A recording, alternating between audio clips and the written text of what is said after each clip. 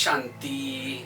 इस ज्ञान मार्ग में चलते चलते हमारी स्थिति कमजोर क्यों हो जाते हैं, पुरुषार्थ जीवन में विघ्न क्यों आते हैं, इसके कारण और निवारण, इसके ऊपर हम चर्चा करेंगे। परमात्मा ने हमारे पर मेहरबानी की है, हमें ज्ञान का तीसरा नेत्र दिया है, इतना ज्ञान का चिंतन मंथन करने के लिए बहुत सारा काम दिया है। लेकिन कभी कभी उन बातों को छोड़ करके हम किसी के वर्तमान के व्यवहार को देखते हैं, किसी की सुनी सुनाई बातों को सुन लेते हैं, किसी के दोष देखते हैं और उसका ही चिंतन करने में लग जाते हैं। अगर ऐसा का चिंतन करेंगे तो हमारी स्थिति शक्तिशाली के बनने के बजाय और ही कमजोर हो जाएगी। क्योंकि जब परचिंतन करते हैं तो हम कर्मयोगी नहीं बन सकेंगे। पर चिंतन करते हैं तो उस समय सोमानों में स्थित नहीं रह सकेंगे। इसलिए अब हमें यह टेंशन देना है, हमें अपनी अवस्था बनानी है, अपनी स्थिति को बनाना है, पर चिंतन से बचना है। इससे वायुमंडल खराब हो जाता है। हमें तो अब देवताओं का आह्वान करना है।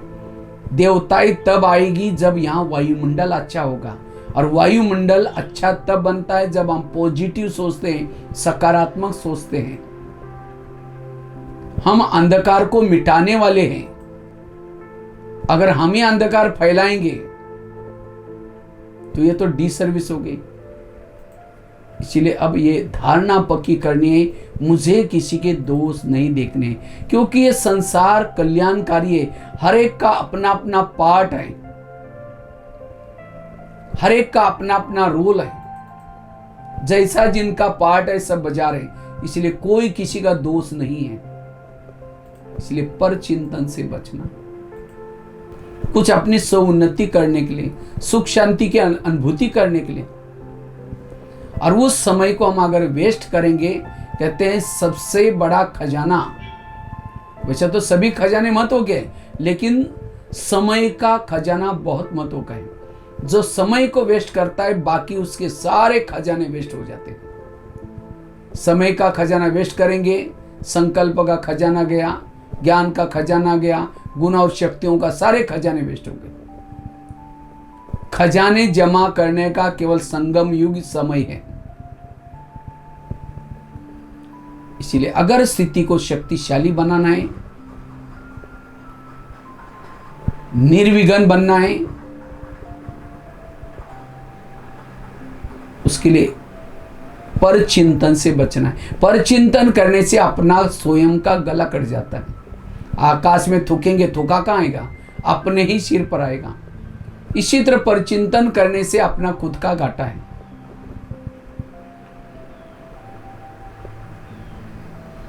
इसी योग में बैठेंगे, बाबा का प्यार नहीं मिलेगा।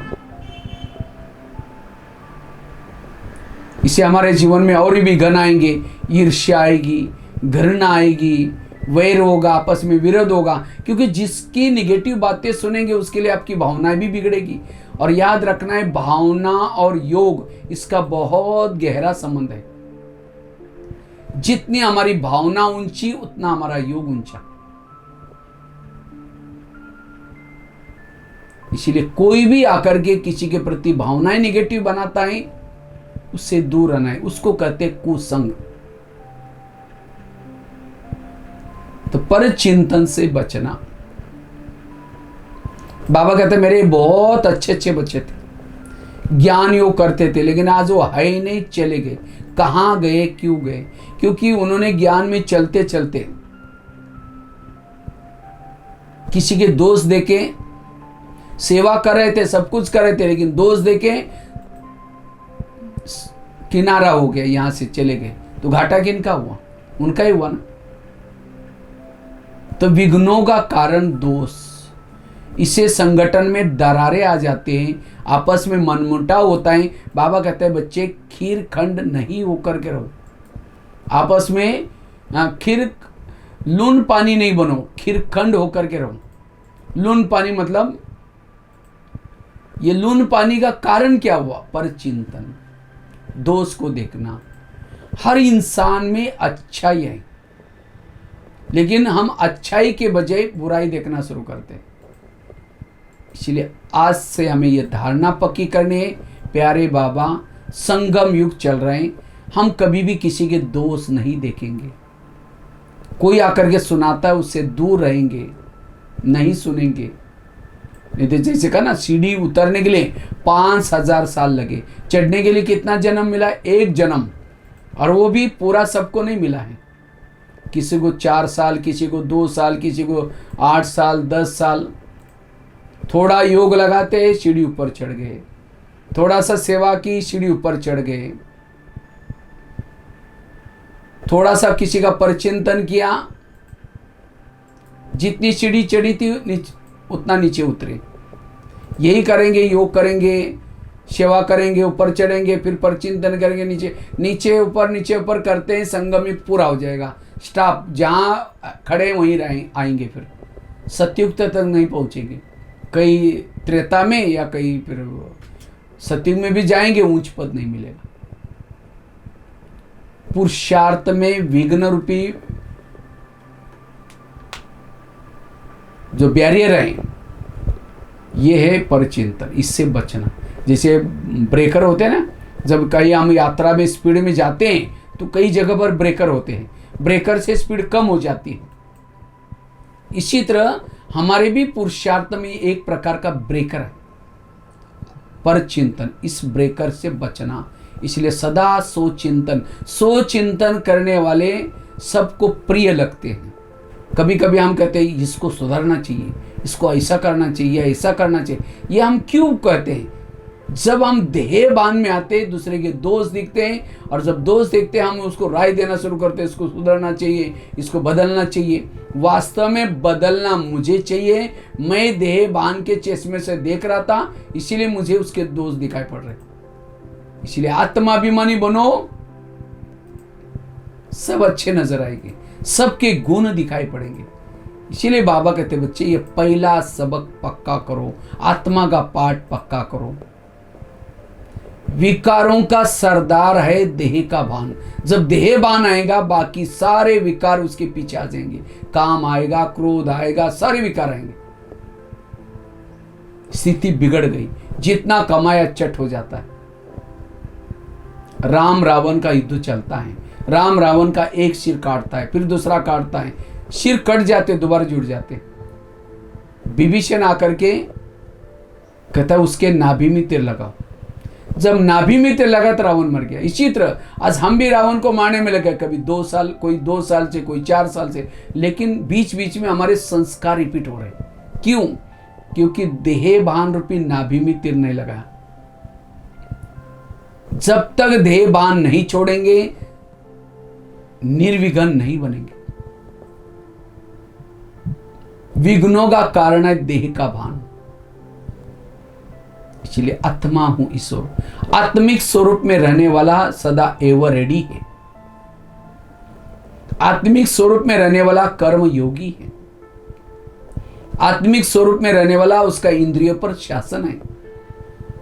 आत्मिक स्वरूप में रहने वाला निरंतर योगी है। इतना ही नहीं, निरंतर सेवाधारी भी है।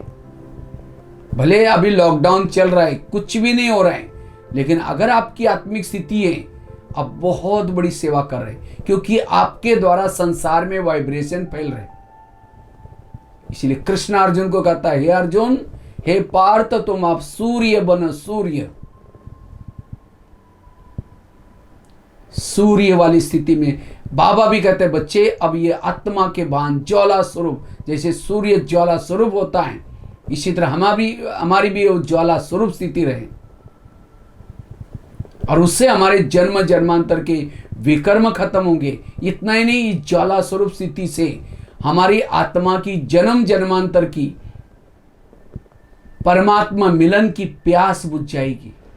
मन बुद्धि का भटकना दूर हो जाएगा, अंदर से आएगा पाना तासो पा लिया। जो आत्मिक स्वरूप में रहता है उसके बुद्धि का, मन का भटकना बंद हो जाता है। इतना ही नहीं, उसकी इंद्रियों की चंचलता खत्म हो जाती है, वो निर्विघ्न रहता है। अभी भी कई कहते हैं कि पता नहीं मेरी दृष्टि उड़ती जाती है, पता नहीं मुझे संस्कार, इसका मतलब आत्मा का लेसन हमारा कच्चा है। इसलिए आत्म अभिमानी स्थिति में रहना, यही हमारे पुरुषार्थों को पावरफुल बनाने का साधन है। जितना हम यथार्थ योग तपस्या करते, आत्मा का अनुभव होगा, और जो आत्मा के अनुभव में है वो निर्विघ्न है, शक्तिशाली। दो बातें बताई। अवस्था को निर्विघ्न बनाने के लिए पहली बात बताई, पर चिंतन की बातों से बचना, न करना न सुनना। आप कर नहीं रहे, सुन रहे, तो भी आधा विकर्म आपका बन गया। सुनाने वाला सुना करके विकर्म बना रहे, लेकिन आप अच्छा और क्या हुआ, अच्छा सुन रहे, उसको प्रेरणा दे रहे, उससे भी आधा आपका बन गया। इसलिए बाबा कहते बच्चे, मुख से ज्ञान रतन निकालो, अपने कान में ज्ञान अमृत डालो। हम कहते हैं हम बाबा के बन गए, शरीर भी बाबा को दिए। जब शरीर बाबा को दिया है, मेरा अधिकार नहीं इस मुख से परचिंतन करने का, मेरा अधिकार नहीं इस कान से परचिंतन की बातें सुनने का, इसे बचना। दूसरी बात आई, अगर स्थिति को शक्तिशाली बनानी है, आत्म स्वरूप में टिकना। तीसरी बात आई, अगर आप अपने अवस्था को शक्तिशाली बनानी है, पावरफुल बनानी है, उसके लिए व्यर्थ संकल्प से बचना।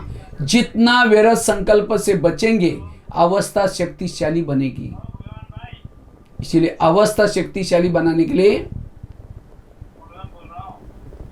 स्थिति को शक्तिशाली बनाने के लिए संकल्पों को पॉजिटिव बनाना, व्यर्थों से बचना। कल का भी स्लोगन था, अगर बुद्धि कमजोर है, स्थिति कमजोर है, इसका मतलब व्यर्थ संकल्प चलते हैं। आज का भी मुझे लगता है स्लोगन था, अगर खुशी गायब है, खुशी नहीं है, इसका मतलब उसकी निशानी व्यर्थ संकल्प चल रहे हैं। जिसके अंदर व्यर्थ संकल्प चल रहे, उसकी खुशी गायब है, निशानी। तो व्यर्थ संकल्प ही हमारे जीवन में समस्या पैदा करते हैं, अवस्था को बिगाड़ते हैं। अवस्था को जमानी है, पावरफुल करनी है, संकल्प को पॉजिटिव बनाओ। जैसे घड़े में पानी डाल दिया, लेकिन नीचे से थोड़ा सा छेद है, शाम तक सारा पानी खाली। हमने अच्छा योग किया, अमृत वाला, अच्छी तरह मुरली सुनी, क्लास में भी गए थे, सेवा भी की, लेकिन अगर सारा दिन व्यर्थ सोचेंगे, खाली हो जाएंगे, जमा कुछ भी नहीं होगा। एक शिष्य गुरुजी के पास गया, कहता है गुरुजी मैं बहुत भक्ति करता हूँ, दान करता हूँ, पुण्य करता हूँ, लेकिन मुझे कोई अनुभव नहीं हो रहा है, क्या भगवान मेरे से रूठ गए? तो गुरुजी हंसने लगे, कहते बात तो सही है। कहता है 3-4 दिन पहले मैं बगीचे में बैठा था, तो बगीचे में 5-6 युवा आ गए, उनको प्यास लगी थी। तो गुरुजी ने कहा वो सामने कुआं है, वहाँ बाल्टी है, रस्सा है, जाकर पी के आ जाओ। तो 5-6 युवा वहाँ चले गए, बाल्टी को रस्से से बांधा, कुएं में छोड़ा, पानी खींचा। जब पानी खींचा, बाल्टी आई ऊपर, देखा पानी कुछ नहीं मिला। फिर दोबारा बाल्टी डाली, फिर पानी खींचा, नहीं मिला। तीसरी बार, चौथी बार, वो 10 बार बाल्टी डालते रहे, पानी खींचते रहे, पानी नहीं मिला। कुएं में पानी था, बाल्टी थी, रस्सा था, तो भी प्यासे गए। क्यों? वो बाल्टी को छेद थे। इसी तरह वो तो कुएं के पास गया था, हम तो सागर के पास आए। परमात्मा में सागर मिला हुआ है। लेकिन अगर हमारे पास बाल्टी भी है, रस्सा भी है, मेहनत भर करके कर भी, खींच भी रहे, योग लगा रहे, अमृत वाला उठ रहे, क्लास में जा रहे, पुरुषार्थ तो कर रहे हैं, मन रूपी बाल्टी भी है, लेकिन अगर मन की वो छेद है, आत्मानुभूति, परमात्मा अनुभूति नहीं होगी। इसीलिए अगर मुझे शक्तिशाली बनना है, अवस्था को शक्तिशाली बनाना है, अपने मन के लीकेज को बंद कर दो, व्यर्थों से बचो। और वैसा ही आजकल कोरोना का प्रकोप चल रहा है सभी तरफ। तो कोरोना को के प्रकोप से बचने के लिए सब लोग कहते हैं ह्यूमैनिटी पावर बढ़ाओ, रोग प्रतिकात्मक शक्ति बढ़ाओ। और रोग प्रतिकात्मक शक्ति बढ़ाने का सबसे अच्छा साधन है पॉजिटिव चिंतन, सकारात्मक सोचना, तनाव टेंशन से बचना, शाकाहारी शुद्ध भोजन खाना। आजकल जो शरीर छोड़ रहे हैं, डर करके घबरा करके शरीर छोड़ रहे हैं। बीमारी बाद में आते हैं, पहले डर भय आता है, भय के भूत। आजकल कई लोग तो भय से, डर से, तनाव में आते हैं, क्या होगा, कैसे होगा, क्योंकि समस्या तो आपके सामने नहीं आई, सबके सामने आई है। समस्या आएगी, जाएगी भी। जैसे यात्रा करते हैं तो यात्रा में क्या होता है, यात्रा में साइड सीन्स होते हैं। तो साइड सीन्स में कोई साइड सीन अच्छा भी होता है, बुरा भी होता है, लेकिन हम अपने मंजिल तक जाते हैं। इसी तरह जीवन भी एक यात्रा है, और इस यात्रा में ये साइड सीन आए हैं। अभी कोरोना का भी साइड सीन आए, मेहमान बन गए, जाएगा भी तो सही। लेकिन हम उस समय अपनी स्थिति को बिगाड़ेंगे, अरे कैसे होगा, क्या होगा, मेरे बच्चों का क्या होगा, खेती का क्या होगा, दुकान का क्या होगा। अगर ये सोचेंगे, तनाव टेंशन में आएंगे, आपका हेल्थ बिगड़ जाएगा। इसीलिए हमारे प्रधानमंत्री जी ने हमें सबको एक मंत्र दिया है, हमारे लिए जान अच्छी है तो हमारे लिए जहान है। अगर हमारी जान खराब हो गई, जहान भी हमारे लिए कुछ भी नहीं। अर्थात हमारी हेल्थ अच्छी है, हमारे लिए दुनिया है। अगर हमारी हेल्थ बिगड़ी, दुनिया भी हमारे लिए कुछ नहीं। इसलिए पॉजिटिव रहो, सकारात्मक रहो, और इसलिए व्यर्थों से बचना, सदा सकारात्मक रहना। हेल्दी, वेल्दी और हैप्पी बनने के लिए 3 बातें चाहिए। पाँव गर्म चाहिए, पेट नरम चाहिए, और दिमाग ठंडा चाहिए। लेकिन आजकल उल्टा होता है, पाँव रहते ठंडे और दिमाग रहता है गर्म। अभी संडे के दिन योगा डे मनाया सभी ने। तो ये योगा क्यों करना है? योगा भी 2 प्रकार के होते हैं, एक होता है फिजिकली योगा, दूसरा होता है मेंटली योगा। दोनों भी योगा जरूर है। ऐसे नहीं कि एक्सरसाइज किया, व्यायाम किया तो मेरा योगा पूरा हो गया। कई लोग तो हेल्दी तो हैं, लेकिन माइंड से डिस्टर्ब है, तो भी सुसाइड कर रहे हैं। इसलिए मन से मजबूत बनने के लिए ब्रह्मा कुमारी का मेडिटेशन, राजयोग का अभ्यास, और शरीर को मजबूत करने के लिए रोज वॉकिंग करना, जो रामदेव बाबा जी जो सिखा रहे हैं वो योगा भी करना। कहते हैं दूध में शक्कर, अगर दोनों योगा मिल जाते तो हेल्दी, वेल्दी और हैप्पी बनेंगे। इसलिए मेंटली मेडिटेशन जरूर है, और इसके लिए मेंटली मजबूत बनने के लिए पॉजिटिव विचार। पॉजिटिव विचार ही आत्मा का भोजन है। गाड़ी के अंदर पेट्रोल डाल दो, वही पेट्रोल का पाइप ड्राइवर के मुंह में डालो तो क्या हो जाएगा? ड्राइवर का भोजन अलग है, गाड़ी का भोजन अलग है। गाड़ी का भोजन है सब्जी, दाल, रोटी। इसलिए संकल्प को बचाओ। कहते हैं गीत हमारा बहुत अच्छा है, यूं तो कोई धन नहीं गवाना, संकल्प का धन इसको कभी व्यर्थ नहीं गवाना। संकल्प से पूरा कल्प चलता है, लेकिन कभी कभी हमारे व्यर्थ संकल्प क्यों चलते हैं, न चाहते हो भी। अगर कोई हमारे साथ उल्टा सुल्टा व्यवहार करता है, हमारे संकल्प चलते हैं, देखा मैं इसके रास्ते में कभी गया नहीं, मैंने इसका कुछ बिगाड़ा नहीं, फिर भी ये मेरे साथ ऐसा क्यों करता है। टाली कभी एक हाथ से नहीं बजती, टाली के लिए 2 हाथ चाहिए। अगर कोई व्यक्ति मेरे साथ ऐसा वैसा करता है, इसका मतलब मैंने भी कभी किया था। इस कर्मों को समझना, जीवन में आने वाली नेगेटिव परिस्थिति को पॉजिटिव में चेंज करना। जो हुआ अच्छा हुआ, जो हो रहा अच्छा, जो होगा वो भी अच्छा। हमारा काम है प्रभु का चिंतन करना, और प्रभु का काम है भक्तों के जीवन में जो प्रॉब्लम आए उसका समाधान करना। लेकिन हम कभी कभी क्या करते, प्रभु का काम करना शुरू करते, मेरा क्या होगा, मेरे बच्चों का क्या होगा। प्रभु कहेगा अच्छा ये मेरा काम कर रहा है, मैं बीच में क्यों जाऊं। इसलिए प्रभु चिंतन करना, भले कितना भी समस्या है, प्रॉब्लम है, वाह वाह बाबा, वाह बाबा, परमात्मा के गुणगान गाओ, वो आपका अच्छा ही करेगा। जो परिस्थिति के समय पॉजिटिव रहता है, वही परिस्थिति उसके लिए वरदान बन जाती है, तूफान भी तोहफा बन जाता है। और जो परिस्थिति के समय निगेटिव सोचता है, वैरस सोचता है, वही परिस्थिति उसके लिए श्राप बन जाती है, उसका सब कुछ लुटा लेती है। इसलिए पॉजिटिव रहो, सकारात्मक रहो, इससे निर्विघ्न बनेंगे, शक्तिशाली बनेंगे। व्यर्थ विचारों से बचना, सकारात्मक सोचना, अपने जीवन शैली को सकारात्मक बनाओ।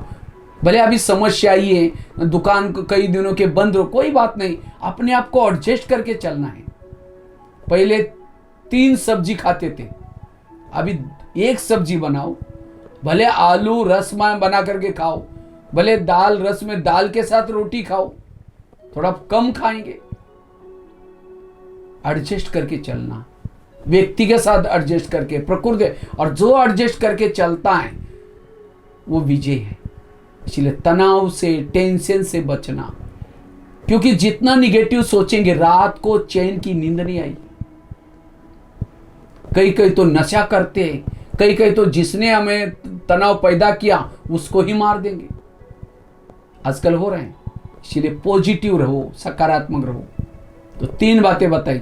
अगर हमें निर्विघ्न बनना है, शक्तिशाली बनना है, अवस्था को अच्छी बनानी है, 3 चीजें। पहली बात बताई, पर चिंतन से बचना। दूसरी बात बताई, आत्माभिमानी का अभ्यास, देह भान को छोड़ना। तीसरी चीज बताई, सदा समर्थ सोचना, सकारात्मक सोचना। चौथी चीज है, मैं और ये 2 ही शॉर्ट में बातें सुना करके पूरा करूं। ये 5 बातों को साथ में रखना। ये 5 बातें आपके स्थिति को शक्तिशाली बनाएंगी। वैसे तो बातें तो बहुत हैं, लेकिन वर्तमान समय जो अवस्था बिगाड़ने वाली है, 5 बातें। चौथी चीज है, हमारी अवस्था बिगड़ती क्यों है, उसका कारण है हमारी खुद की ही कर्म इंद्रिया। विघ्न कोई व्यक्ति पैदा नहीं करता, विघ्न कोई परिस्थिति पैदा नहीं करती, विघ्न पैदा करते हमारे खुद की कर्म इंद्रिया। इसीलिए बाबा कहते बच्चे, चैरिटी बिगिंस एट होम, अपने घर को सुधारो। घर मतलब लौकिक नहीं, ये शरीर आत्मा का पहला घर है। क्या इस घर में रहने वाले सब ज्ञान में चलते? आंखें ज्ञान में है? अगर आंखें ज्ञान में चलती तो व्हाट्सएप में, मोबाइल के, यूट्यूब के गलत चीज साइड में क्यों जाते? योग लगाने के लिए बैठेंगे तो 2 मिनट में आंखें बंद हो जाते, और कोई व्हाट्सएप, कोई फिल्म, मूवी देखेंगे, बिल्कुल बंद ही नहीं होगी। इसका मतलब आंखें ज्ञान में नहीं है, कान ज्ञान में है। अगर कान ज्ञान में होता तो परिचिंतन क्यों सुनता? सवेरे की सुनी मुरली तो तुरंत निकाल लेता है, लेकिन 4 साल पहले किसी ने मुझे गाली दी थी, अभी भी कान याद दिलाता है आत्मा को, देखो इन्होंने मुझे गाली दी थी, इन्होंने मुझे गाली की दी थी, अभी भी सुना हुआ बता देता है। इसका मतलब वो ज्ञान में नहीं है। तो एक एक इंद्रियों को ईश्वरीय श्रीमत प्रमाण चलाना। जब हमारी हर इंद्रिया श्रीमत प्रमाण चलेगी, कहेंगे माता बड़ी अच्छे, ये भाई बहुत अच्छा है। ये है परिवर्तन, ये है निर्विघ्न बनने का साधन। हमारे पुरुषार्थ में विघ्न डालने वाले हमारी खुद की कर्म इंद्रिय। अगर कोई देश के बॉर्डर पर रहने वाला कोई दुश्मन से मिलता है, अगर कोई घर में रहने वाला कोई भेदी बनता है, तो क्या हालत होगी? इसीलिए इंद्रियों को वश करना। जो नौका पानी के ऊपर जाती है, पार कराएगी। नौका के अंदर पानी आएगा, डुबा देगी। जो इंद्रियों को चलाता है वो पार हो जाता है, जिसको इंद्रिया चलाते वो डूब जाता है। काम को, क्रोध को, लोभ लालच को, इन विकारों को प्रवेशता किसने दी? आंखों ने, कान ने, मन ने, बुद्धि ने। विकार इससे आए। अगर ये किला हमारा मजबूत होता, जैसे पहले जमाने में राजा एक किले में रहते थे, किले के कई दरवाजे रहते थे, कोई भी आता था, पूछताछ होती थी क्यों जा रहे, किस लिए जा रहे। इसी तरह शरीर भी हमारा किला है, इस किले को मजबूत कर दो। रोज चेकिंग करो, नहीं तो आंधा पीस रहा है, कुत्ता बैठ करके खा रहा है। आंधे को लग रहा है वाह मैंने तो बहुत पीसा, लेकिन जमा कुछ भी नहीं। इसी तरह हम योग लगा रहे, पुरुषार्थ कर रहे, और इंद्रिया क्या करे, गंवा रहे, जमा कुछ भी नहीं है। इसलिए बाबा कहते रोज अपनी इंद्रियों की चेकिंग करो, कौन सी कर्मेंद्र मुझे धोखा दी थी। ब्रह्मा बाबा ने रोज अपने कर्मेंद्र का दरबार लगाया। उनकी एक डायरी मिली थी बाबा की, रोज कान से पूछता थे, मन से पूछते थे, मन मेरे वजीर तुम आओ, मैं तुम्हें बात करना चाहता हूं, तुम उसे दुश्मन से क्यों मिलते हो। लेकिन हम अपने दिल पर हाथ रख करके पूछे, हमारा इसके तरफ कितना ध्यान है। अंधेरी नगरी, चौपट राजा, टकेसर बाजी, टकेसर खाजा, नगरी का राजा सोए जो से हो रहा है। इसलिए स्वराज्य अधिकारी बनना। कैसे बातें करनी है, रोज अमृत वेला करने के बाद सबसे पहले बात करो कान से, हे कान तुम मेरे इस राज्य की शान हो, अगर तुम ना होते मैं ईश्वरी महावाक्य कैसे सुनता। मेरा तो तुम्हारे पर बहुत विश्वास है, इसलिए मैंने तुमको बॉर्डर पर रखा है। लेकिन हे कान तुम कभी कभी व्यर्थ बातें भी सुनते हो, क्या इसीलिए मैंने तुमको रखा। अगर सुनेगा मैं तुमको सजा दूंगा। आगे चलो, मुख के पास, हे मुख तुम मेरे इस राज्य के शान हो, अगर तुम ना होते मैं ईश्वरी सेवा कैसे करता, वाणी की सेवा कैसे करता।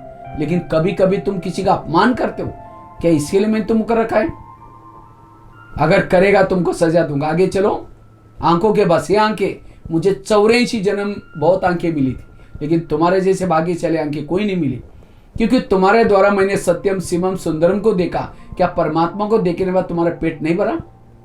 तुम इस संसार की व्यर्थ बातें क्यों देखते हो, अगर देखेगा मैं तुमको सजा दूंगा।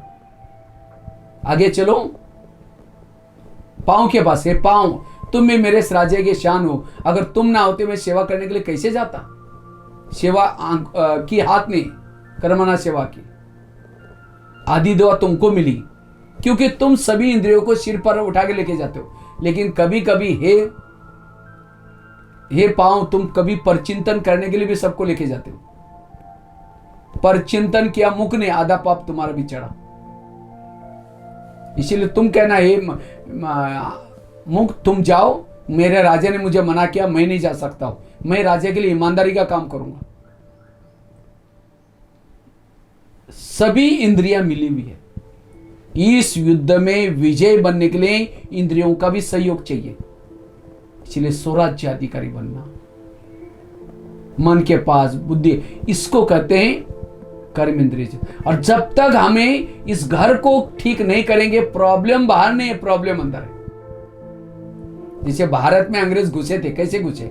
भारत में नवाबों का शासन था, बंगाल का नवाब, बिहार का नवाब, सूरत का नवाब। नवाब आए, अंग्रेज आए, नवाबों के साथ दोस्ती किया, दिल्ली के ऊपर अटैक किया, भारत गुलाम हो गया। शरीर भी हमारा एक इंडिया है, आत्मा राजा रहता है भ्रुकुटी में, और इस शरीर रूपी इंडिया में कई नवाब है। कौन से, कान मुख माया आई, विकार आई, उनके साथ दोस्ती की, इंद्रियों के साथ। और इसीलिए शरीर अब हमारा गुलाम है,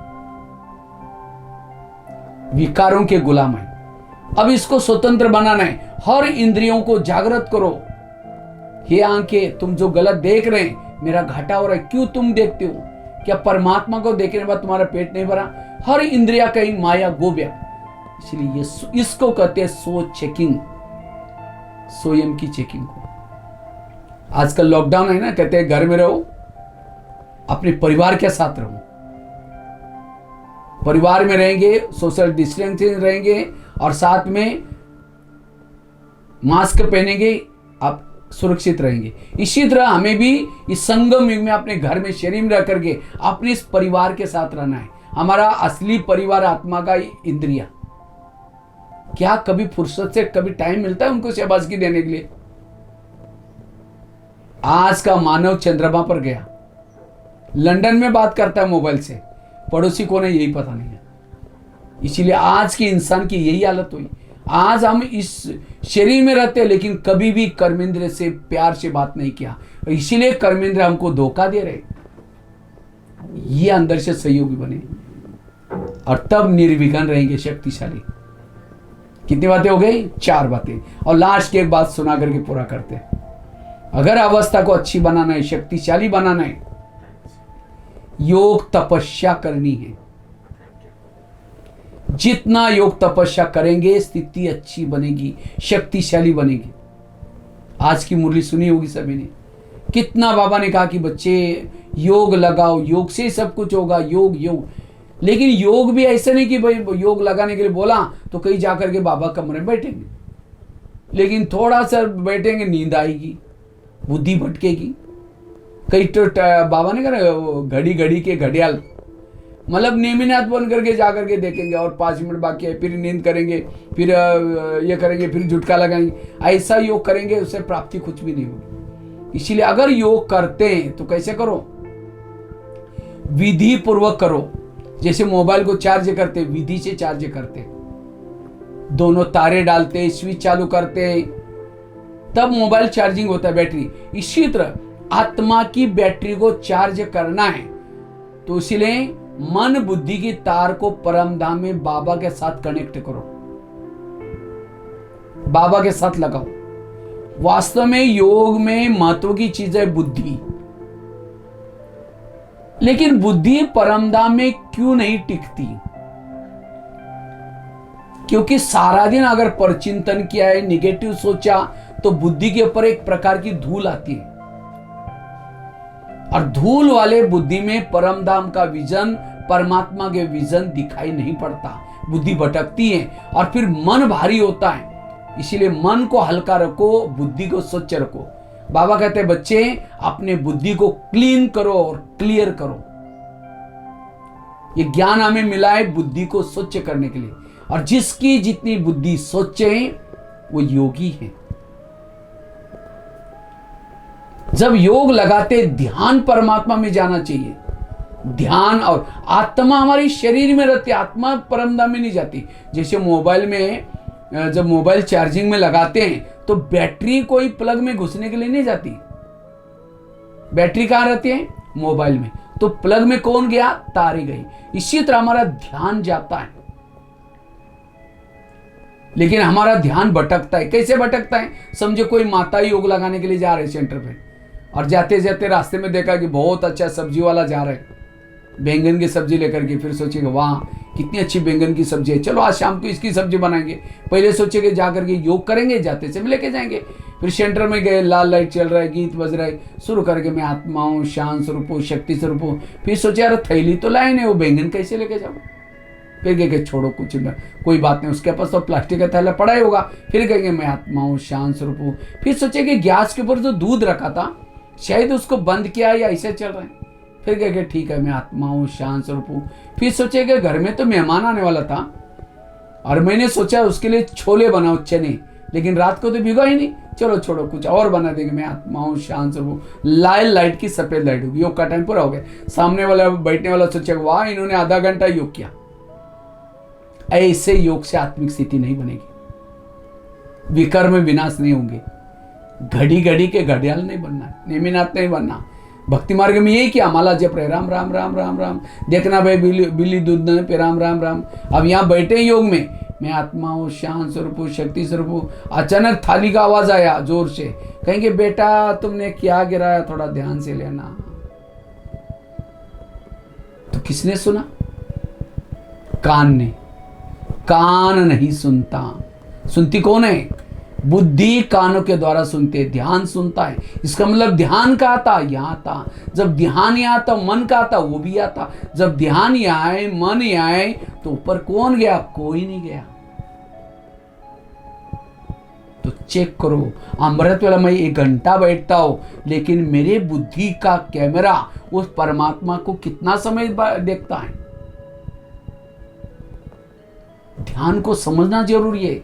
अभी तक कई भाई बहनों ने ध्यान को, योग को समझा ही नहीं है, और इसीलिए उनकी स्थिति शक्तिशाली नहीं बनती, आत्मिक स्थिति नहीं बनती, बार बार ध्यान भटकता है। तो ध्यान क्या है, बुद्धि क्या है, कैसा ध्यान जाता है? आपको एक एग्जांपल सुनाता हूं।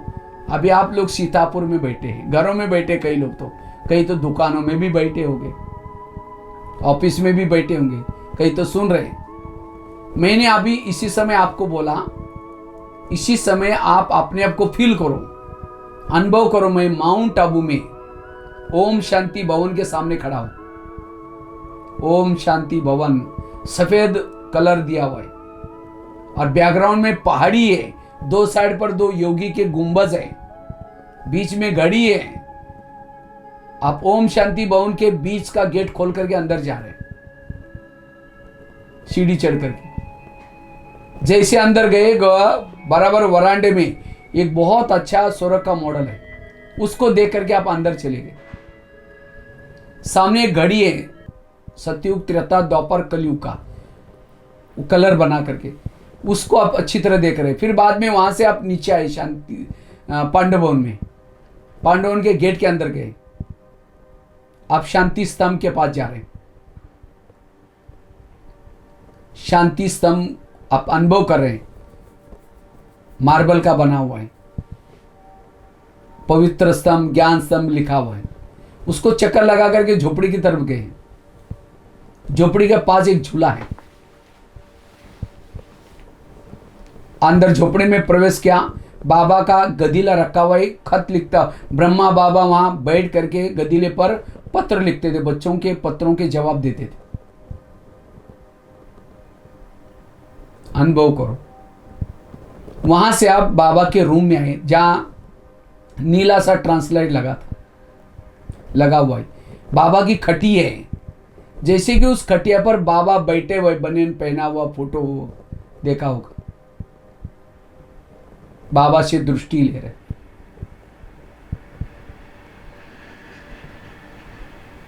वहां से आप पीस पार्क में गए, जहां ओम का बना हुआ, जो सीमेंट का, वहां से आप गुरु शिखर को सामने देख रहे। वहां से आप नीचे ज्ञान सरोवर में आए, किचन के कॉम्प्लेक्स के सामने है। वहां से आप शांतिवन में डायमंड हॉल में आए, डायमंड हॉल के बिल्कुल लास्ट के गेट के पास है। वहां से आप जो स्टेज का बाबा का फोटो देख रहे। मैं अशरीरी विधेयक की अनुभूति करता जा रहा हूं। मेरा बुद्धि रूपी नेत्र क्लीन क्लियर होता जा रहा है। ये मैं प्रभु मिलन कर रहा हूं। वापिस फिर मैं धीरे धीरे अपने इस भौतिक शरीर में आता हूं। मेरे शरीर से लाइट माइट फैलती जा रही, विश्व का वायुमंडल बन रहा। ओम शांति।